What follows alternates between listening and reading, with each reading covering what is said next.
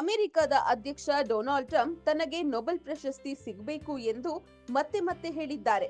ಕ್ಯಾಬಿನೆಟ್ನಲ್ಲಿ ಮಾತಾಡಿದ ಟ್ರಂಪ್ ಹಲವು ದೇಶಗಳ ಮಧ್ಯೆ ನಡೀತಾ ಇರುವ ಯುದ್ಧವನ್ನ ಉಲ್ಲೇಖಿಸಿ, ನಾನು ರಷ್ಯಾ ಉಕ್ರೇನ್ ನಡುವಿನ ಯುದ್ಧವನ್ನ ನಿಲ್ಲಿಸ್ತೀನಿ. ಆ ಭರವಸೆ ನನಗೆ ಇದೆ. ಈವರೆಗೂ 8 ದೇಶಗಳ ನಡುವಿನ ಯುದ್ಧ ನಿಲ್ಲಿಸಿದ್ದೀನಿ. ಭಾರತ ಪಾಕಿಸ್ತಾನ ಮಧ್ಯೆಯ ಯುದ್ಧವನ್ನು ನಿಲ್ಲಿಸಿದ್ದು ನಾನೇ. ಹಾಗಾಗಿ ನನಗೆ ನೊಬೆಲ್ ಪ್ರಶಸ್ತಿ ಸಿಗಬೇಕು ಎಂದು ಪುನರುಚ್ಚರಿಸಿದ್ದಾರೆ. ಟ್ರಂಪ್ ಈ ಮೊದಲು ಕೂಡ ಭಾರತ ಪಾಕಿಸ್ತಾನ ಯುದ್ಧ ತಡೆದೆ ಎಂದಾಗ ಭಾರತೀಯರು ಸೇರಿ ಹಲವಾರು ದೇಶದವರು ಗೇಲಿ ಮಾಡಿದ್ರು. ಇದೀಗ ಮತ್ತೊಮ್ಮೆ ಇಡೀ ವಿಶ್ವದ ಮುಂದೆ Trump ನಗೆಪಾಟಲಿಗೀಡಾಗಿದ್ದಾರೆ. Somalians ripped off that state for billions of dollars, billions, every year.